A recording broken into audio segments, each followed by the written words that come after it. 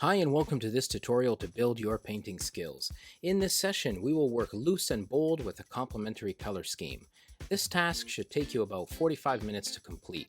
I found this photo online to use as inspiration. I then cropped it square. We will work 20 centimeters by 20 centimeters, so I'll just measure that out in my sketchbook now.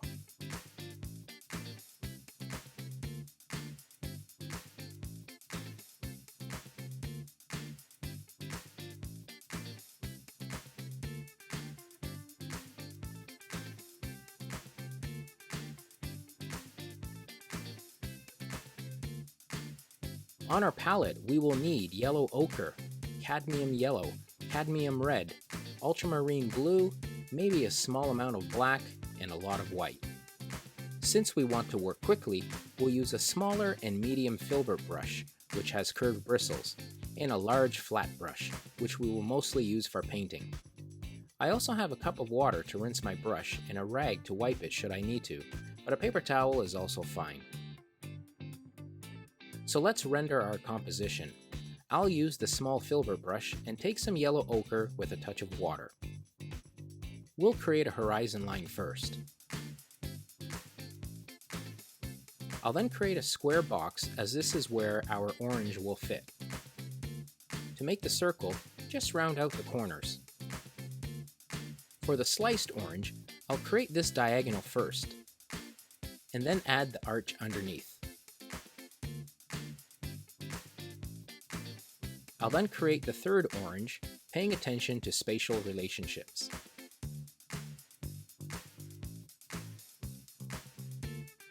You don't need to do this part, but keep in mind the darker areas.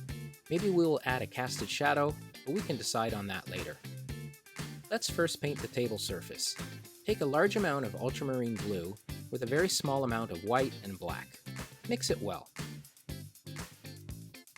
Feel free to test out the color on a blank area of your paper.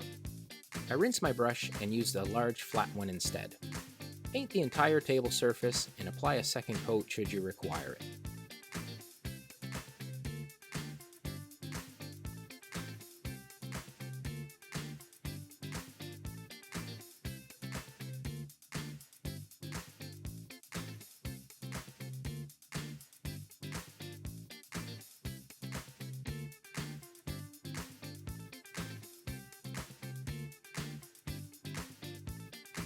Next we will paint the background. Add white to your blue mix. Apply the color to the entire back wall. Apply a second coat again if needed.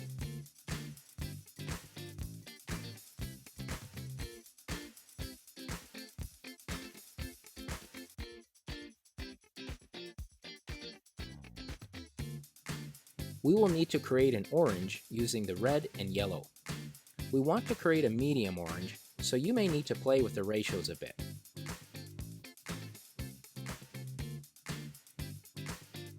Start with a full round orange. Using the large flat brush, paint this in a circular motion to help develop the form of the object. Keep this loose. It's good if we see the brush marks.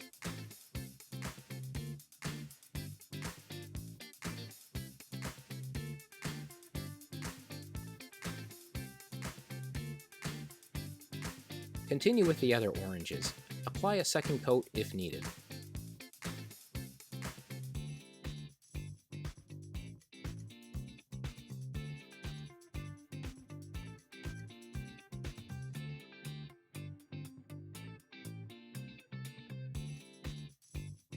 Let's now fill the inside of the cut oranges. Add some white to your orange mix. You may need to play around with the ratio. Test the color on your paper before applying it.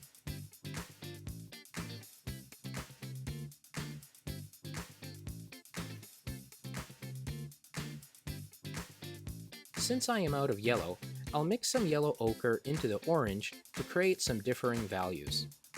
I'll apply this to some of the lighter areas.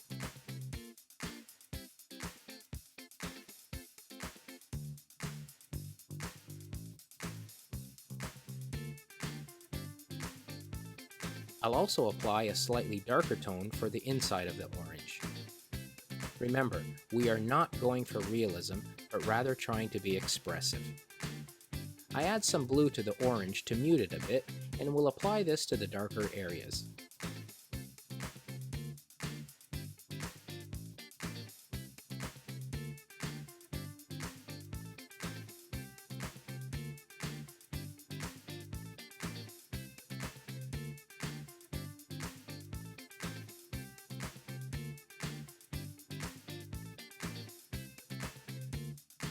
I'll even add some red for additional variation.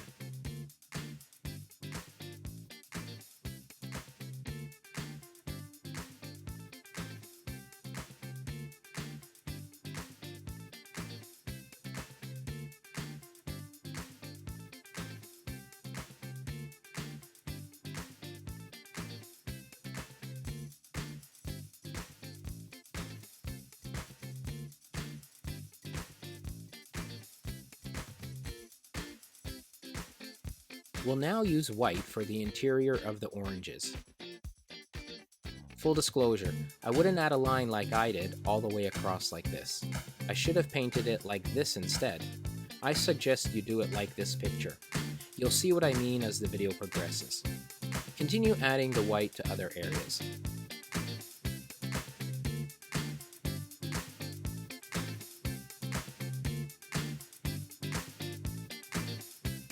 We'll apply some of the previous light blue as a light reflected area. It's practically the opposite of a casted shadow.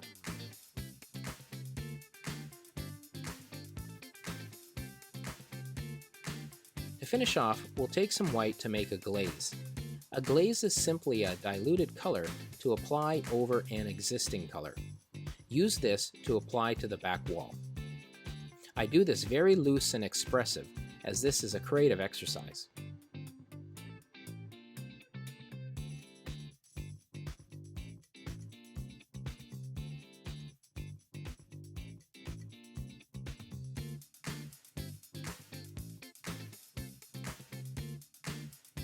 I'm going to add this to the table area a little bit too.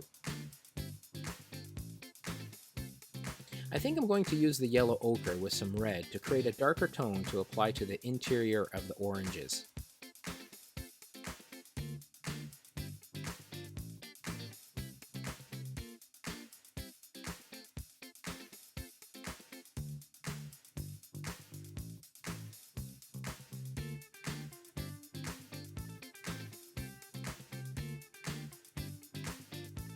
If we reflect on our painting, what might we do differently next time?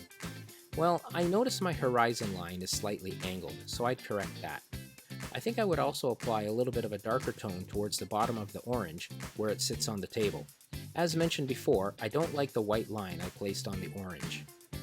On the sliced orange, I think I also placed the white lines a little too rhythmically, meaning it looks too mechanical as they are almost evenly spaced.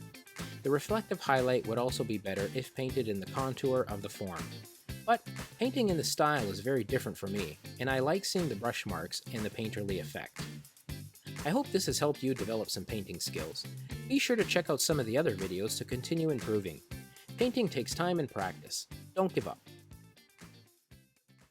Lastly, just a shout out to Blakely Little, as this activity was adapted from her book.